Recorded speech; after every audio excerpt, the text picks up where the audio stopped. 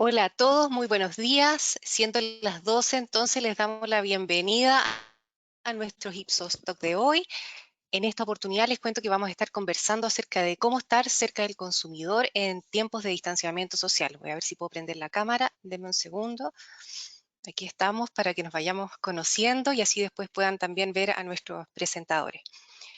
Entonces, como les comentaba, hoy día vamos a estar hablando, por ejemplo, de qué manera y en qué tono debiéramos acercarnos con nuestra comunicación a nuestros consumidores, o qué es lo que debemos evitar para no cometer errores con ello, o también cómo podemos ser con nuestras marcas parte de las nuevas rutinas que se están forjando en esta nueva normalidad, como le llaman algunos, ¿no?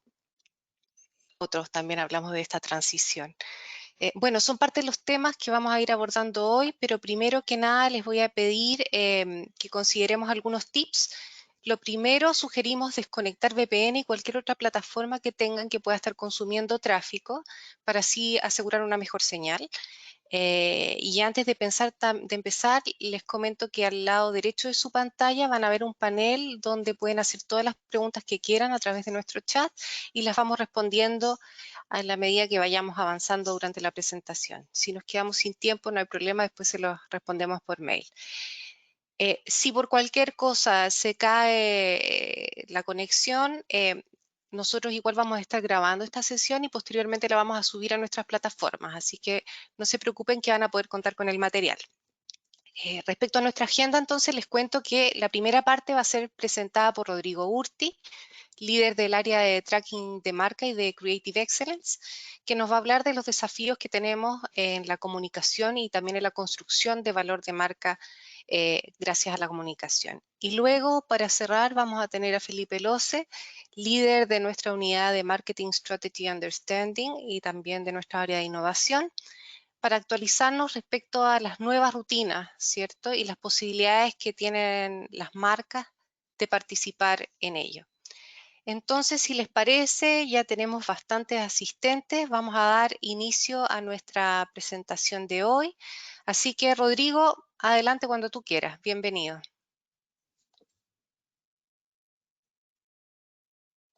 Creo que estás en mute, Rodrigo, porque yo no te escucho. A ver ahí. A ver si puedes hablar ahora. No, todavía no. Felipe, a ver si nos puedes ayudar, quizás ahí con la conexión. Ahora sí, ya estaba silenciado por el realizador. Perfecto.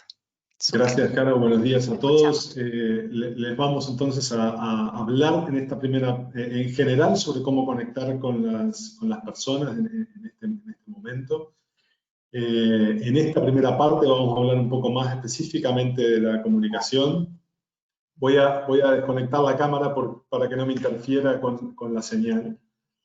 Les vamos a mostrar algunos datos muy recientes y ojalá también el tiempo nos ayude para ver un par de ejemplos que siempre es agradable cuando estamos hablando sobre todo de comunicación, ver cómo la ejecutan algunas marcas.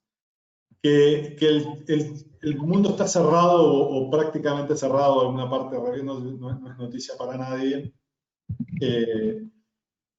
Está cambiando nuestra forma de vivir el COVID y la cambiará. Lo que no sabemos aún es en qué medida los cambios y las formas de hacer y vivir que estamos experimentando se van a transformar en parte de nuestras vidas de aquí en adelante, cuáles no. Lo que nosotros podemos ver desde el punto de vista del marketing es que la relación con las marcas, y vamos a ver unos datos concretos respecto de eso, se vuelve más volátil. Los comportamientos automáticos se diluyen. Una amenaza para las marcas, pero al mismo tiempo, obviamente, una tremenda oportunidad. Entender esto es clave, entonces, para conectar y generar proximidad con las personas. No importa mucho dónde lo miramos, estos son datos los que ustedes ven aquí a la izquierda de la pantalla, son datos de Europa de la semana pasada. Pero veámoslo aquí en Europa, en Estados Unidos, en Asia, en general son números altos siempre. Las personas creen que las marcas tienen que asumir un rol de responsabilidad durante esta crisis. están interesados a que las ayuden a navegar la crisis y quieren seguir escuchando de ellas y lo que tienen para hacer. De hecho, esta misma semana, hace un par de días, teníamos este dato de aquí, obtuvimos este dato aquí en Chile, y vimos que solamente 1 de cada 10 personas realmente no quiere saber de las marcas. En ese contexto, digamos, las oportunidades y los riesgos también son importantes, ¿no, Felipe? Gracias. La primera oportunidad que vemos es la oportunidad de comunicar. Exacto. Es la oportunidad de comunicar. Parece de perogrullo, pero no podemos conectar con lo primero que precisamos para conectar con las personas es efectivamente conectar. Es obvio que los momentos, también los tiempos son difíciles para todos, para las compañías. En general, el management hay un principio que es el de presupuesto cero, ¿no? Cuando hay una crisis, vuelvo al presupuesto a foja cero y empiezo a redistribuir ese presupuesto. Pero lo que hemos visto y aprendido a lo largo de todas las crisis es que las compañías que mantienen la luz de la marca encendida a lo largo de la crisis a través de una inversión en comunicación igual o mayor, ya empiezan a notar un delta en ventas hacia el final de la crisis. Esto es un compendio de distintos estudios, pero todos ven el efecto sobre las ventas. La barra azul son aquellas compañías que activan su comunicación, la mantienen o la aumentan durante la crisis. La barra morada son las que la suspenden durante el periodo de crisis. Pero hay otros estudios también, este es en general, como les digo, son todos estudios sobre las ventas, hay otros sobre la rentabilidad de las compañías, hay otros sobre los shares de mercado, en general todos arrojan la misma conclusión. Es decir, que la oportunidad de comunicar está allí. Voy a hacer ahora una breve digresión, y yo creo que es la única que voy a hacer. Siempre es un rol central de la comunicación construir redes mentales que posicionan a la marca primero en el momento de decisión. Esas redes mentales estructuran una conexión que en Ipsos medimos a través de algo que llamamos el deseo de marca. ¿Sí? El deseo de marca, por sí mismo, veámoslo en el mercado, en el país que lo veamos, siempre tiene una correlación alta con la participación de mercado. Este deseo lo medimos a través de 2 indicadores. Uno que llamamos performance, que es como las personas ven que las marcas hacen su trabajo, ¿sí? Perfecto o terrible, esos son los extremos. Y otra que llamamos cercanía emocional, que es que lo preguntamos incluso con un corazoncito, que representa de alguna manera el cariño que yo tengo por esa marca y es hacia, digamos, hacia la derecha más grande, hacia la izquierda más pequeño, pero representa de alguna manera el amor que siento por él.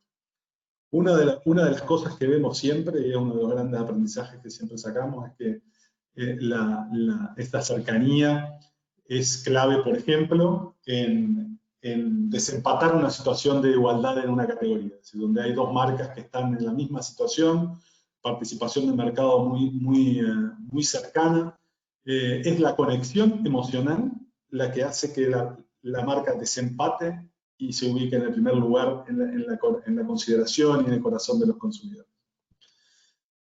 Quería mencionar esto porque nosotros hacemos estudios continuos para muchas marcas y esto es una síntesis de casi 60 marcas en esos 2 indicadores a lo largo de los últimos 15 meses o 16 meses.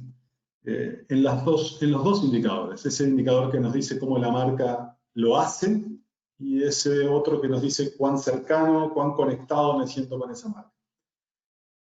Entonces, lo que vemos allí en el último periodo es un resultado bastante inédito para nosotros. Es por primera vez, ya habíamos visto incluso durante la crisis social y nos había sorprendido un poco que la cercanía con las marcas aumentaba, pero también, pero el performance, digamos, también fluctuaba con ello. Lo que sucede en abril es algo que no había sucedido nunca y hay más tiempo hacia atrás, digamos. Estos son estudios continuos que no se detienen, entonces nosotros estábamos mostrando 14 meses, pero hay más periodos hacia atrás. Nunca habíamos visto que la cercanía emocional, el performance se desplomara de esa manera y la cercanía emocional aumentara a un máximo histórico.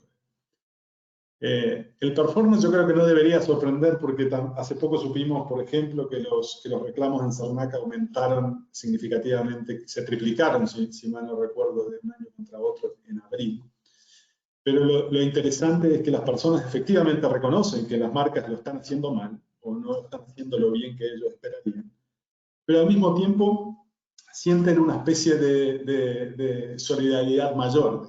Tienen una cercanía y una empatía hacia las marcas. Y esa es una ventana de oportunidad que no se va a mantener para siempre, obviamente, porque las personas van a tener prontamente expectativas de que las cosas funcionen en algún momento, como esperan, pero sí nos muestra a un consumidor abierto a conectar con las marcas. También hay riesgos en hacerlo, digamos, comunicar no es solamente salir a decir, digamos, o salir a estar en las redes sociales, salir a estar en los medios. Esto es un dato que ustedes ya han visto seguramente en otros webinars. Lo obtuvimos hace un mes y algo. El 64% de las personas nos decía que no está dispuesto a perdonar una marca o una empresa de cometer un error durante la crisis. Y errores de los más típicos quizás, el ser o verse oportunista, ese es un riesgo, por eso el hacer antes de decir. Ser víctima es un riesgo, ponerse en esa posición, las personas, hay que pensar que las personas la están pasando mal y que aun cuando sienten esa empatía por las marcas y por las compañías y saben que también hay personas del otro lado, ponerse en la posición de víctima es algo que las personas en este momento no perdonan. Y lo tercero es no cumplir la promesa. No cumplir la promesa también es un riesgo. En un mercado de consumo, ayer o anteayer veíamos un dato muy reciente también de la semana pasada. Uno de los más típicos, como estamos hablando, por ejemplo, de consumo, más del 70% no perdonaría que el producto estuviera en mal estado. Esa es la promesa básica, ¿no? Entonces, eso las personas lo están esperando y tampoco lo perdonarían. ¿Cómo pueden hacer entonces las marcas para conectar con las personas? Lo primero para nosotros es dar un paso hacia atrás, entender exactamente dónde estamos, ¿no? Desde que se inició esta crisis, en Ipsos hemos ido desarrollando desarrollamos en su momento, a medida que los primeros países iban avanzando en esta pandemia, un marco de análisis para entender cuál era el momento que estaba viviendo cada una de esas sociedades, ¿no? Identificamos estas etapas, que ustedes seguramente también las han visto, una primera etapa de shock, en donde hay confusión, hay miedo, luego empiezo a prepararme. Esta es la etapa de confort, ¿no? Donde las personas empiezan a toquearse porque no saben lo que se viene. Luego el ajuste al día a día, cuando empiezo a elaborar las rutinas nuevas, finalmente me voy aclimatando el encuentro de las cosas del lado positivo.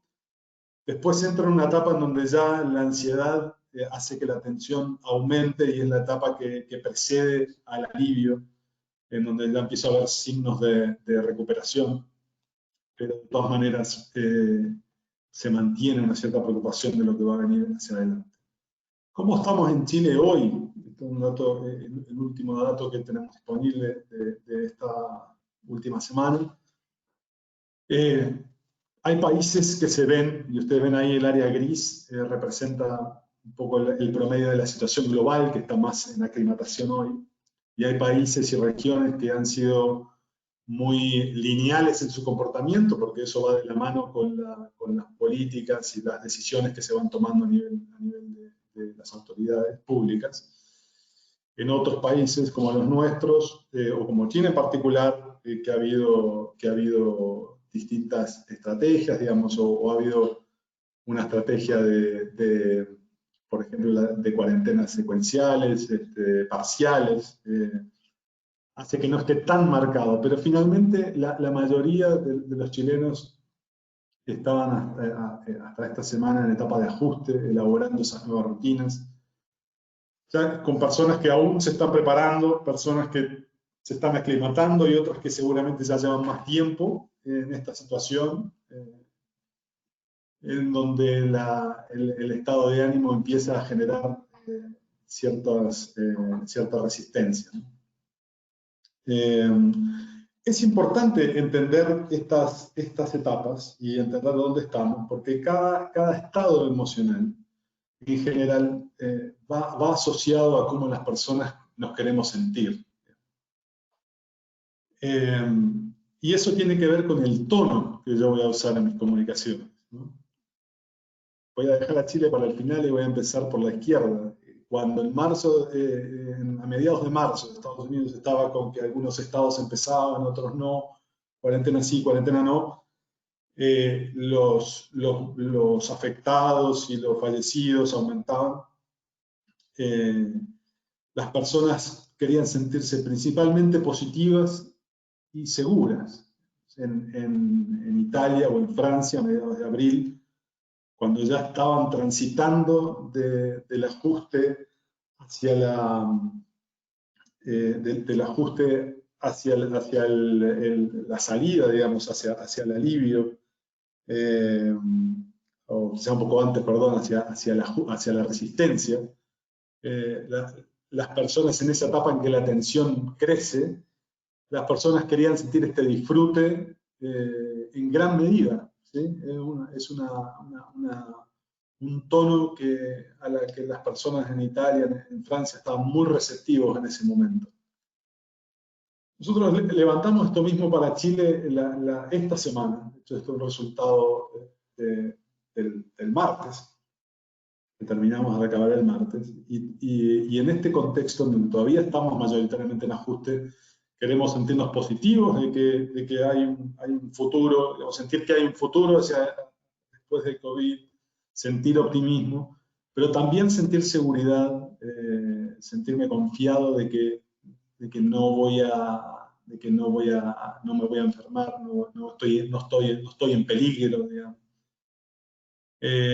Y hay también luego ya tonos, si se quiere, menos predominantes, donde dice marca significa que las personas están esperando que las marcas digan lo que van a hacer o cómo van a apoyar también. Ese es el tono que quieren. Lo que seguramente donde claramente no estamos todavía es en el tono del disfrute. Las personas no están todavía tan receptivas a un tono de entretenimiento. Quizás no podría pensar que algunos tipos de humor podrían ser, por ejemplo, más riesgosos en este momento.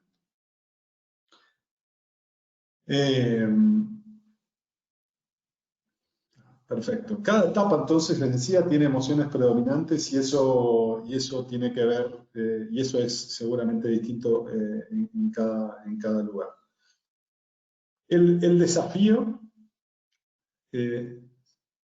perfecto. Lo que quería mostrarles ahora, porque era ilustrar un poco esto con un par de ejemplos, para hacerlo también un poco más ameno. Y primero les quería mostrar una campaña lanzada exactamente en el momento en el que los dos ejemplos son de Italia, que es uno de los países más afectados. Y son campañas que son bastante paradigmáticas, porque esta que van a ver ahora es una campaña de Barilla, que es la líder en pastas en Italia, en un momento en donde comienza a transitar la etapa de resistencia, ¿no? Veámoslo.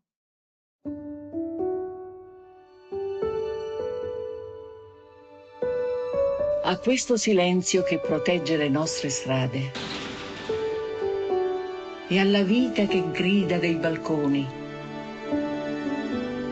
a chi è fermo ma si muove e a chi dà tutto senza chiedere nulla, a chi è stremato ma ci dà forza per sperare, e alla bellezza che non smette mai di ricordarci chi siamo, alla paura che risveglia il coraggio e al sorriso che dà senso a ogni fatica, a chi è stanco ma non molla, a chi è lontano ma sa starci vicino e a chi è spaesato ma si sente ancora un paese, all'Italia che ancora una volta resiste.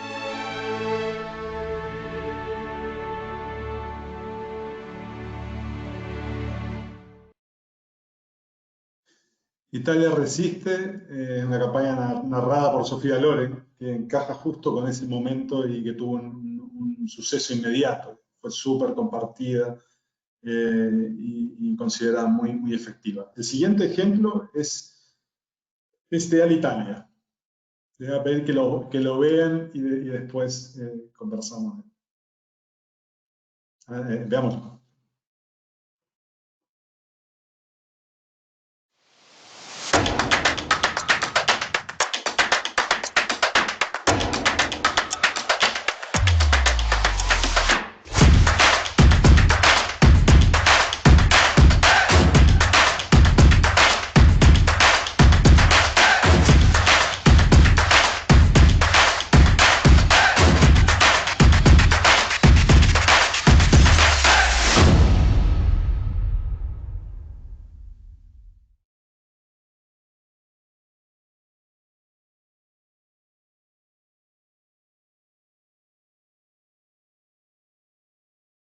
Bueno, no sé si se vio, a mí se me quedó pegado en la primera imagen, pero si no la pueden ver en YouTube, es una campaña con mucho ritmo,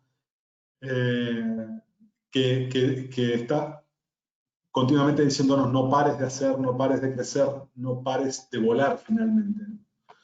Lo curioso de esta campaña es que esta campaña no es de ahora, que podría ser un buen momento, ¿no? Sino que es de fines de febrero, cuando Italia ya estaba, hacía 10 días que estaba en cuarentena parcial, digamos, en algunos lugares bloqueados el tránsito, lo que hizo que pasara totalmente desapercibida, porque no era el momento, las personas allí se estaban sintiendo con miedo, estaban sintiendo confusión, ni siquiera estaban empezando a prepararse. Bueno, un segundo riesgo que existe, hablamos de ese riesgo de generar, de no ser auténticos. El segundo riesgo es el de caer en la total indiferenciación, ¿no? Aquí quería mostrarles un primer dato que tiene que ver con la comunicación que han visto relacionada con el coronavirus. En Chile, en la última semana, es un 41%, ¿sí? Y va a la baja, o sea, hace un par de meses habían visto más comunicación relacionada con coronavirus que hoy. Pero, digamos, esto no necesariamente es malo, uno podría no hablar de coronavirus. Sí los invito a ver, y los dejé allí, los dos videos para que lo puedan ver en YouTube. Son un compendio de campañas que juntas se presentan como una sola, pero lo que habla de alguna forma que todas estas tienen una cierta fórmula que hace que las personas, que podamos construir una sola con ellas, ¿no? Entonces, ese es el segundo fenómeno que limita la efectividad de la confusión, que es la efectividad de la comunicación, que es la falta de diferenciación. Diferenciarse ya de plano no es fácil, digamos. En una situación normal aquí en Chile, solamente 1 de cada 3 personas piensa que la comunicación de una marca es diferente a otras. Cuando le preguntamos, cuando le mostramos una campaña y le pedimos que nos diga si es diferente, en promedio menos de 1 de cada 3. En ese contexto, el desarrollador de comunicación que logre distinguirse es clave para sobresalir en este mar de comunicación, ¿no? El desafío, siguiente lámina, es ser genuino, ¿no? Nosotros es un ejemplo, para corroborarlo hicimos una prueba también para estrenar una herramienta en Estados Unidos hace 2 semanas. Evaluamos 10 campañas relacionadas con COVID. La mitad de ellas tenían un cierto potencial de modificar los comportamientos, lo que normalmente llamamos el eje de la persuasión, si se quiere, en la evaluación de comunicación. Pero la gran mayoría de ellos tenían una debilidad en la capacidad de generar atención, y esta principalmente relacionada con el tema de la asociación con la marca. ¿Sí? De hecho, solo una de las 10 campañas logró destacar completamente. Lo que nosotros estamos viendo en general, tanto en las evaluaciones que hacemos como en los trackings, siguiente, Felipe, son resultados bastante heterogéneos, ¿no? Más allá de esta prueba, y eso tiene que ver un poco también con las circunstancias que nos toca vivir, ¿no? O sea, yo creo que muchos de ustedes les debe estar pasando la necesidad de desarrollar campañas en muy corto tiempo, utilizando material existente. Hay un poco tiempo para revisar. De hecho, nosotros hemos encontrado marcas líderes que han usado mismas imágenes o videos de stock. Así que este es un tema, ¿no? Lo que sí creemos que está siempre subyaciendo es que la calidad creativa es la clave, ¿no? Entonces, todos los análisis que nosotros hacemos, 2/3 partes siempre de la efectividad de todas las campañas tiene que ver con la creatividad. Y lo que tenemos que hacer hoy es tener especial cuidado en esa diferenciación. Y para hacer eso, anclarnos en los activos que tenemos como marca es clave, ¿no? Quería cerrar con dos ejemplos de marcas que han sido auténticas y consistentes, que son dos de las claves que hemos revisado. Una es el de IKEA. Esta campaña de IKEA ha transitado por Asia y por Europa, y en general conecta muy bien con las personas, genera esta sensación de que la marca entiende el momento en el que están pasando. Yo les invito a verla en todo caso en las redes. Y la siguiente, y cierro con para ver un video también, es un ejemplo de una marca en pleno COVID. Australia estaba en el momento que esta campaña sale al aire en una etapa ya de alivio, si se quiere, pero es una campaña que no hace relación con COVID. Sin embargo, manteniéndose auténtica a los valores de la marca, logra llegar con las emociones correctas a las personas en este momento, y por ello resulta efectiva, ¿no? Veámoslo.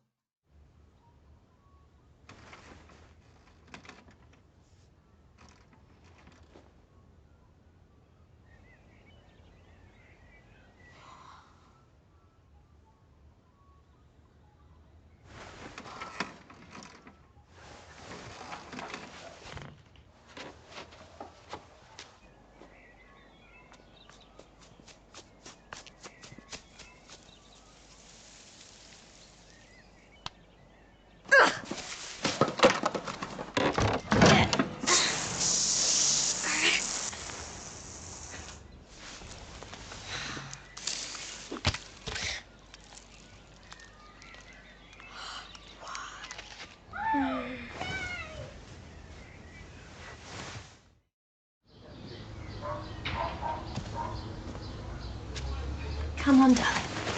Up you hop.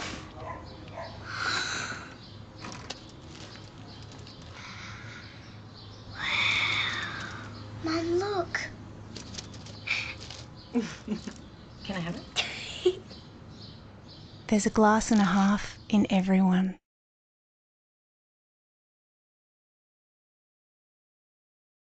Entonces, lo que hace la marca allí es simplemente anclarse en sus valores tradicionales y dar con esa emoción que tiene que ver en la etapa de alivio, que tiene que ver también y con la preocupación que sigue, que tiene que ver con la solidaridad y con el cariño en general. Solo recalcar aquí la importancia de vuelta de esos activos de marca. Hay una dirección allí para que puedan ver un paper que habla un poco de eso, de cómo explotar al máximo, y la importancia de explotar al máximo los activos de marca.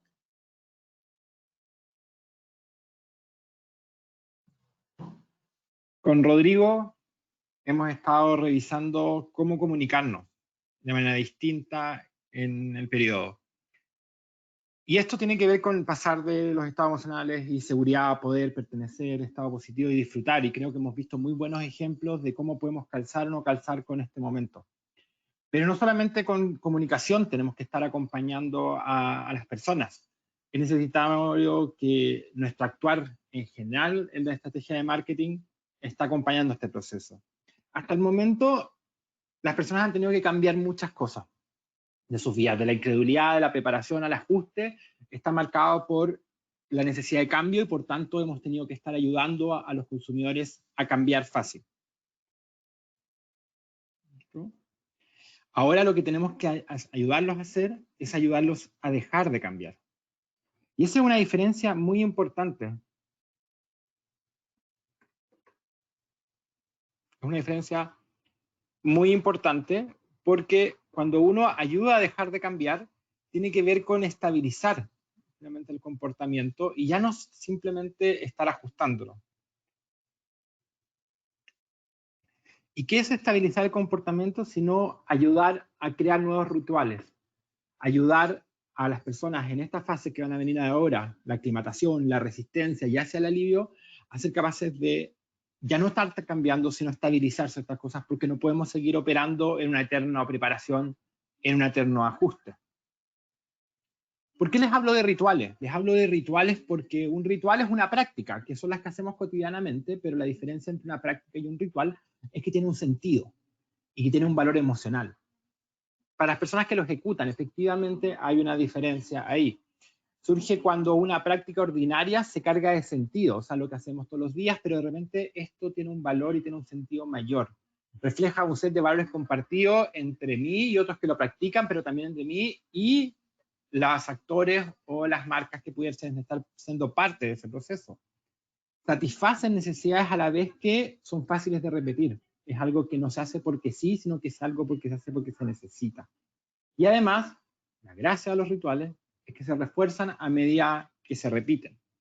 A lo mejor cuando hablamos de rituales pareciera que tienen que ser elementos muy sofisticados, pero hoy día nosotros estamos teniendo rituales cotidianamente. A lo mejor desayunar con huevos, ¿no es cierto? Ya no un desayuno a la rápida con un yogur tomado corriendo cuando vas a tomar el transporte público, sino a lo mejor poder sentarse y efectivamente preparar algo. Algo que de otra manera es relativamente simple. De hecho, el precio del huevo está subiendo mucho por un tema de demanda. Limpiar todos los días, ya no esta idea de que tengo un momento de limpieza, llega un momento en que tengo que limpiar a lo mejor al final del día cuando llego a mi casa o antes de salir de la casa, sino que todo el día estoy haciendo pequeños actos de limpieza y voy alterando la forma como me interactúo y que voy a lo mejor a interactuar hacia el futuro con mis comportamientos de limpieza. Pedir comida por internet, digamos, pedirla porque estás cansado al final del día y cerrar de alguna manera con una comida rica que pudiste pedir, puede adquirir una dimensión ritual en la medida que adquiere sentido y un valor emocional mucho más potente en este contexto. En la misma línea, estos pequeños momentos con la familia hoy día que se están juntos, se están reunidos y que no hay una oportunidad para salir, como un juego de mesa al final del día puede convertirse en un ritual y una experiencia que los consumidores busquen repetir porque les da una dimensión emocional importante. Y también, otro ritual que está emergiendo es el tema de esta idea de tomar una copita para cerrar la semana o quizás para cerrar el día o para cerrar de alguna manera, buscando aislarnos un poco de este aislamiento también, como una repetición de palabras muy llamativa. Todos estos son elementos, son prácticas, pero que han adquirido un sentido y un valor emocional distinto que la mera acción. Y eso les da un carácter muy importante.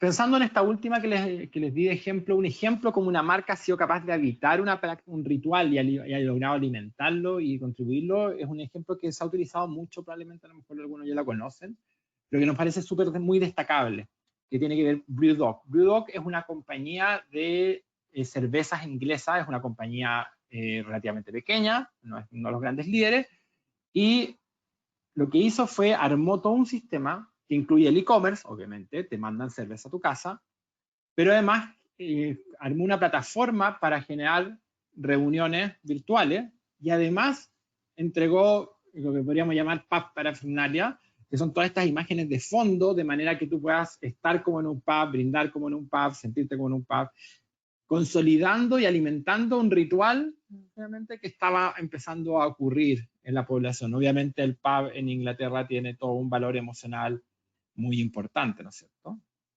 Entonces, ¿cuáles son los pasos de alguna manera para que este nuevo contexto haya una oportunidad de conectar assets de marca, cosas que yo ya soy, marcas que ya tengo, con nuevos comportamientos de manera de ser parte de estos nuevos rituales? ¿Cómo puede una marca ser parte de un nuevo ritual?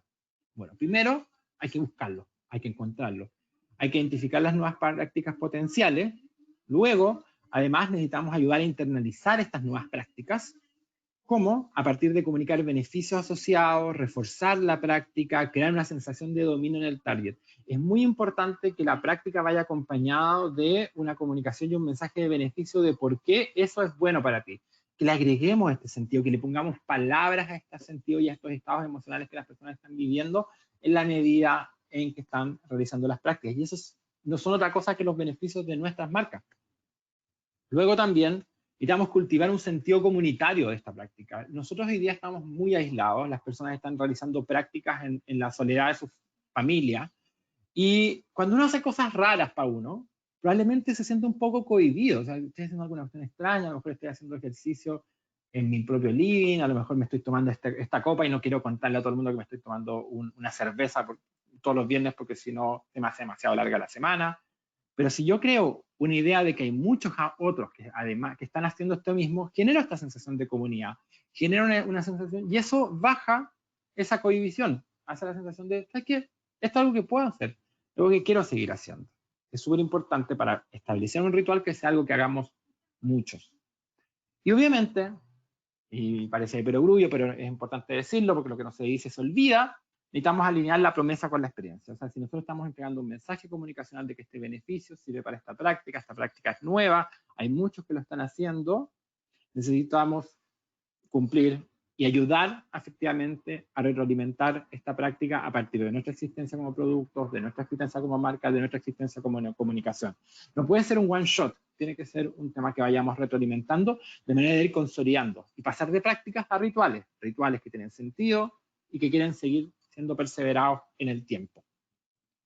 Les quiero dar un ejemplo de una marca y tratar de desarmar este elemento. Les quiero contar, en España, Decathlon hizo una campaña viral dentro de sus plataformas que mostraba no actividad deportiva extrema, sino que personas con videos caseros realizando prácticas pseudo deportivas de alguna manera divertidas. Si jugaban ping pong, lo hacían con sartenes. Si están haciendo unos abdominales, lo hacían con la guagua pasando la sala de un lado para otro. Hay una persona nadando, realmente sobre su propia cama, sobre una mesa, de alguna manera poniendo de manifiesto con humor una práctica que las personas estaban realizando, que era el hecho de tratar de mantenerse activos dentro de sus hogares para no perder de alguna manera el estado físico. La publicidad evidentemente fue graciosa, trataba el tema con mucho humor, destacaba el índice IE 100, estaba por sobre, obviamente en términos de la capacidad de ser entretenida, pero además tiene una muy fuerte capacidad de viralización. Y de hecho empezaron a surgir personas de la comunidad que fueron generando contenido equivalente, nuevos videos que mostraban prácticas deportivas ridículas, de alguna manera que mostró que había una comunidad allá afuera. ¿Y qué es lo que ocurrió? Que efectivamente Decathlon dio un aumento muy importante de sus canales digitales en términos de su servicio de deporte en casa, que implica entrega de elementos deportivos en el hogar, también aumento del uso de su aplicación, que es el Decathlon Coaching, y también un aumento de tráfico en sus páginas web, en su Decathlon Smart Advice, que es una comunidad que permite la interacción entre deportistas. Entonces, ¿cómo se hizo parte de un ritual Decathlon? Y desarmemos, de alguna manera, la campaña que les estaba contando en las claves que le estamos proponiendo. Nuevo rito, vio que la gente buscaba mantenerse haciendo ejercicio. ¿Cómo ayudó a internalizar la práctica? Yo te pongo a tu servicio una app de coaching, una comunidad y un e-commerce que se articula para permitirte seguir haciendo ejercicio. ¿Cómo hice comunidad? mostré a personas reales haciendo esta cosa. Decathlon podría haber seleccionado al equivalente a un Tomás González, al equivalente a un deportista importante a lo mejor dentro de España, pero no, mostró personas concretas, cotidianas, haciendo de hecho probablemente algo mucho más ridículo que lo que las personas realmente estaban haciendo en sus hogares, y en ese sentido tiene un sentido comunitario, un sentido de que hay muchos otros, y si este gallo puede estar haciendo ping pong con raquetas, yo podría hacer ping pong con una paleta, ¿no es cierto? Una cosa mucho más normal. Y además alineó su promesa y su experiencia, porque además de que mantuvo sus canales y cumplió en términos de entregable, celebró a su comunidad. Cada persona que subió un video recibió un like de Decathlon, fue viralizado por Decathlon, y además Decathlon empezó después de esa campaña a generar contenido específico, fresco, nuevo, en torno finalmente a la realización de prácticas deportivas dentro del hogar, con implementos cotidianos, de manera de seguir alimentando y de alguna manera complementando la campaña que estaba llevando a cabo. Y de esa manera, Decathlon hoy día está siendo parte de un ritual y con muy buena probabilidad de que eso siga siendo hacia adelante. ¿Por qué es importante hablar hoy día de rituales y por qué es tan importante dejar de cambiar de alguna manera? ¿Por qué es importante que estabilicemos estas acciones, estas prácticas de manera ritualizada para poder repetirlas? Porque los rituales lo que nos permiten es manejar la incertidumbre y la ansiedad. Cuando yo puedo repetir algo de la misma manera que ocurrió antes y es una decisión que ya está tomada y no algo pensado, lo que hago es tener un sentido de estabilidad y de control. Es muy importante en un contexto de pandemia donde en realidad lo que está pasando afuera es muy poco controlable. Y es una experiencia que están viviendo las personas de manera muy importante. La necesidad de manejar la incertidumbre y la ansiedad es clave porque esas son las emociones que se están viviendo en el mundo y que se están viendo todavía en la TAM. Y en Chile, por supuesto, la emoción predominante de las personas en este contexto es la ansiedad, están comiendo de más, están ejercitándose de menos, están teniendo insomnio. Hay un estado emocional alterado. Y por eso es que es importante que las personas ritualicen su comportamiento y por eso buscan hacer cosas de la misma manera cada día, para poder efectivamente manejar estos estados emocionales negativos. Y esto va a ser algo que nos va a acompañar durante un proceso relativamente largo dentro del proceso de desconfinamiento, desde confinarnos a la reapertura. Acá sintetizamos y vemos solamente 5 estados emocionales negativos que están ocurriendo en distintas partes. Lo no valorado, lo enojado, lo sobrepasado, sentirme solitario, sentirme impaciente. Y utilizando la base global podemos mirar qué pasa con las personas que se están hoy preparándose versus qué pasa con las personas que ya se están ajustando, qué pasa con las personas que ya están empezando a ver ciertos signos de reapertura, versus incluso aquello que pasa con las personas que ya están sintiendo que la pandemia ya pasó, sea porque están viviendo en los países donde está mucho más avanzado el ciclo, sea China, por ejemplo, algunos países algunas zonas en algunos países de Europa Occidental, de alguna manera que ya sienten que la pandemia ya pasó. ¿Desaparecen estos estados emocionales negativos del todo? Porque ya veamos signos de reapertura, ¿van a desaparecer porque la pandemia ya pasó? No es así. Bajan, sí, pero no desaparecen. Este estado emocional negativo que estamos viviendo no van a desaparecer porque mañana nos digan que podemos volver a comprar sin pedir un permiso, porque podemos haber una reapertura de malls, porque pueden haber volver a la tranquilidad. Incluso en los países donde ya esto está así, no es del todo claro que estas emociones negativas que están gobernando nuestros comportamientos se vayan a ir. Por ejemplo, si nos miramos en Europa Occidental, España, Italia, Alemania, UK, ¿cierto? En mayo, a principios de mayo, se anunciaron las medidas de reapertura en Europa Occidental. En ese momento fue que las personas dijeron, ya, entonces en junio ya vamos a estar bien. No, no todos, y claramente. De hecho, España un poquito más arriba con un 41%, pero Italia, Alemania y UK con un 20%, solamente en torno a un 20% de las personas diciendo, ¿sabes qué? Si hoy día estamos con signos de reapertura, ya tengo un programa claro de cómo va a pasar, esto quiere decir que yo voy a poder estar más tranquilo en junio. Es una parte relativamente pequeña de la población.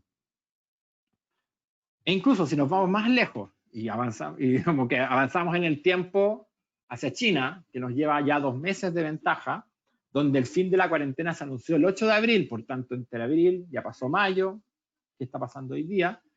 Hay una diferencia entre cómo se sentían los chinos en abril y cómo se sentían los chinos en mayo, porque ya ha pasado tiempo, de hecho los casos se controlaron, si era un pequeño rebrote en Wuhan, fue un rebrote que testearon a un montón de la población, pero eran 18 millones de personas en una semana.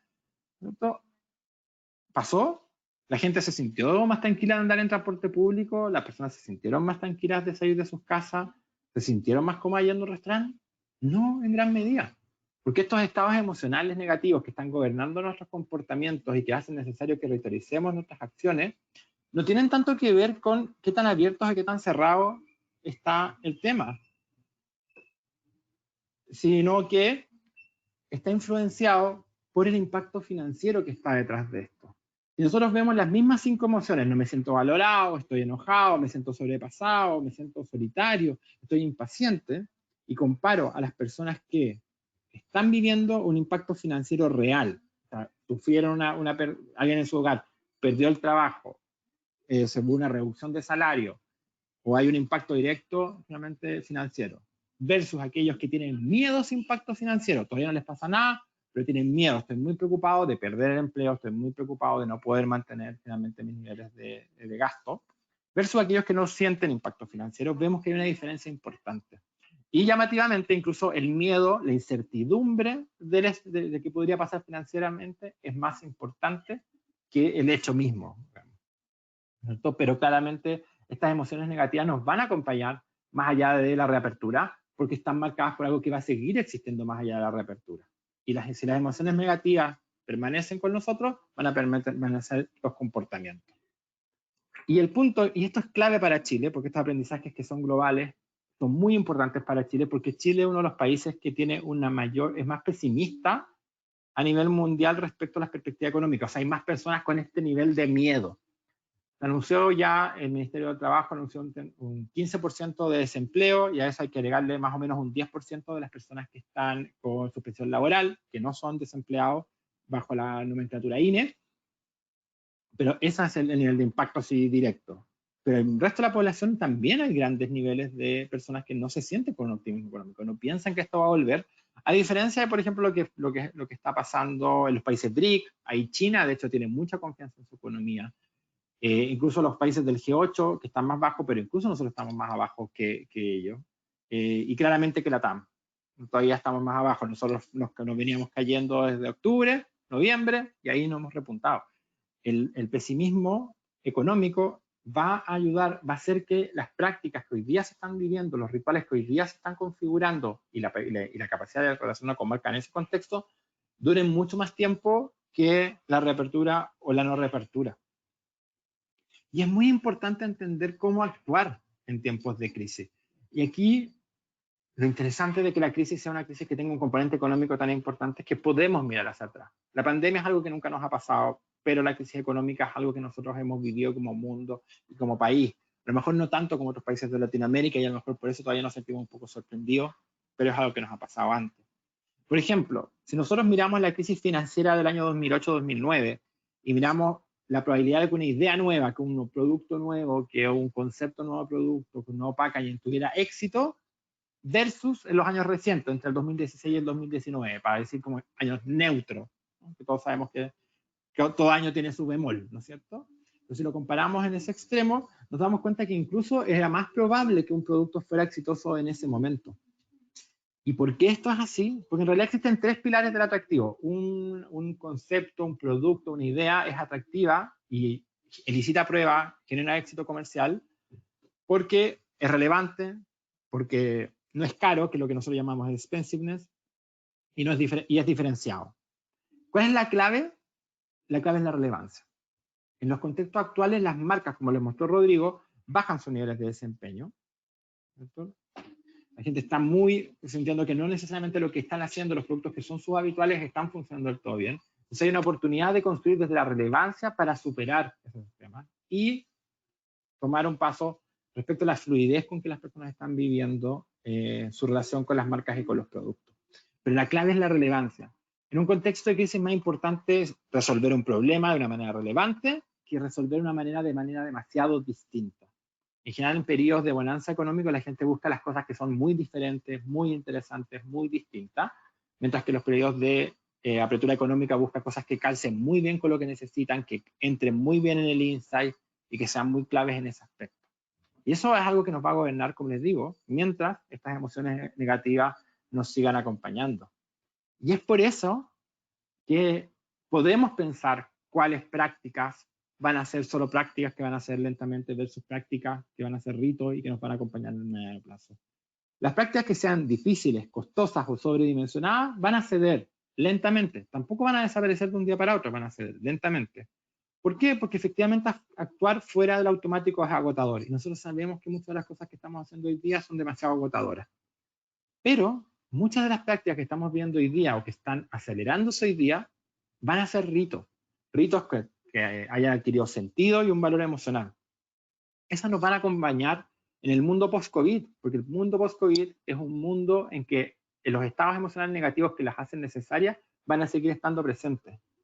Esto porque nos permiten manejar las emociones negativas y aparte porque exacerban la relevancia, porque son cosas que me hacen sentido.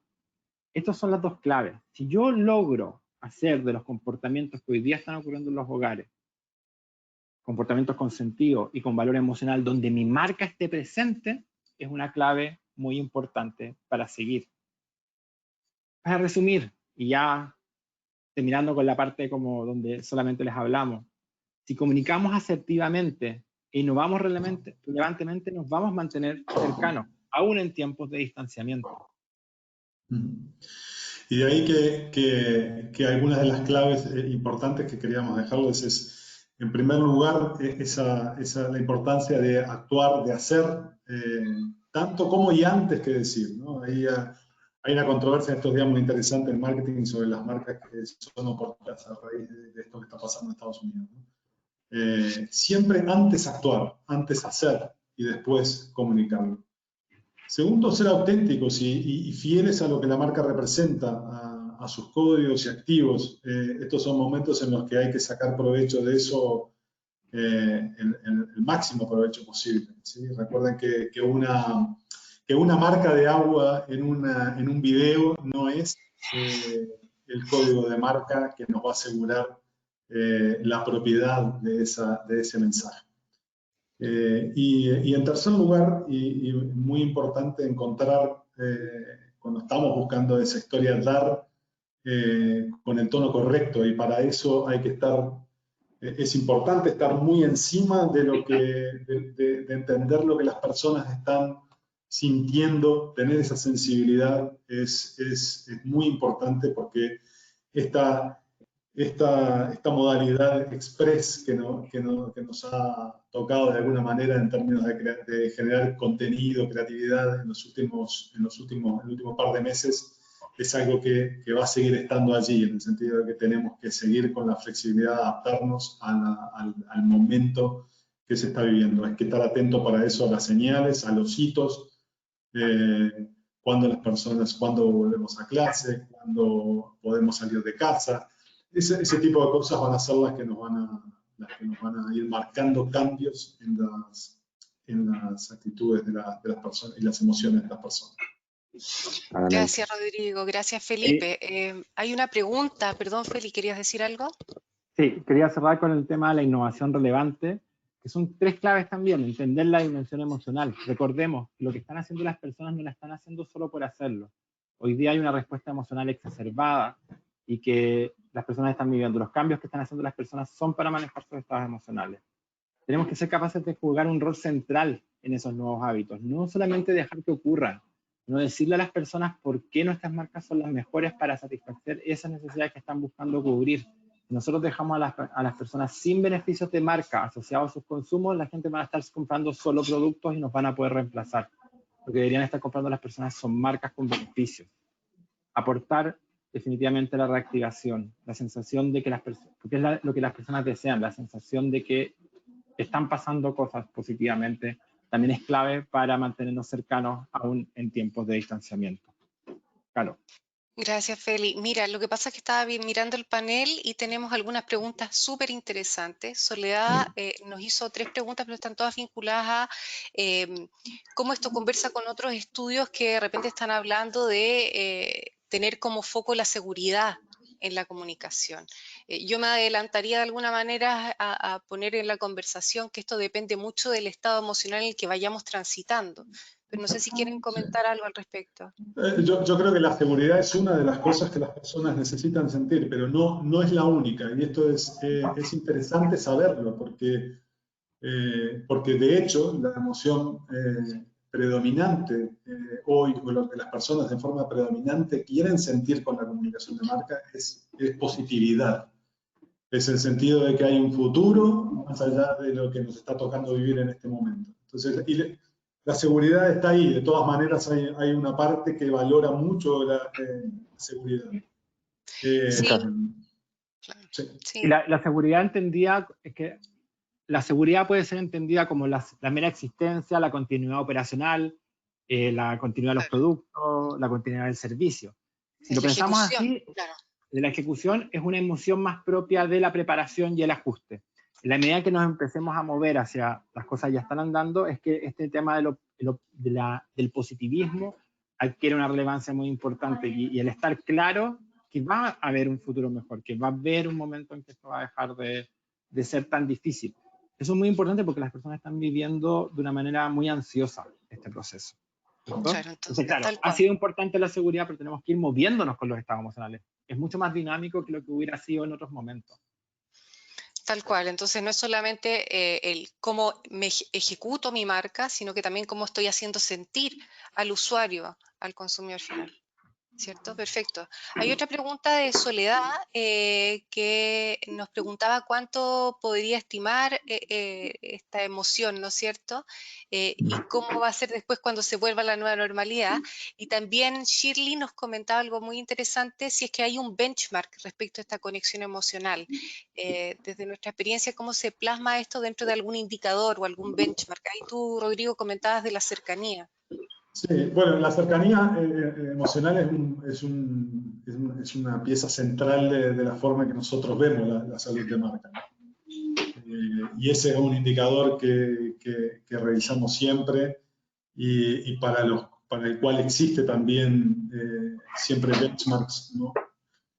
Relacionados sobre todo con la situación del mercado. Es decir, los benchmarks que nosotros generamos normalmente para la cercanía, para el deseo de marca, tienen que ver con la forma en que está estructurado ese mercado y la categoría, ¿sí? Y eso nos arroja siempre algunos indicadores de referencia. Perfecto. Respecto a la pregunta del marco de tiempo, de cuánto podría durar las emociones exacerbadas, tenemos que pensar que las emociones exacerbadas están vinculadas a la situación económica. Las estimaciones del Banco Central, las estimaciones que están haciendo los expertos, al menos indican que hasta final de año vamos a tener una situación económica compleja. Por tanto, esperamos que los comportamientos que la gente está entrenando en este contexto de pandemia se mantengan alimentados por estos estados emocionales negativos, mientras, al menos hasta el final de año y muy probablemente hasta el primer trimestre del próximo año. Perfecto. Nos preguntan también respecto al mundo farmacéutico. Yo ahí, ¿cómo están, digamos, comunicando las empresas de la farmacéutica? Yo la información que manejo es que la verdad es que es una de las industrias donde han habido más cambios respecto a compras remotas que antes no se hacían y hoy día se han visto, ¿no es cierto?, obligada a esta transformación, este aterrizaje forzoso hacia los canales digitales, pero en el mundo presencial igual están teniendo desafíos importantes de hacer sentir segura a la población, donde hay protocolos que uno esperaría se cumplan y no se están cumpliendo del todo. No sé si en términos de comunicación ustedes manejan algo que puedan aportar.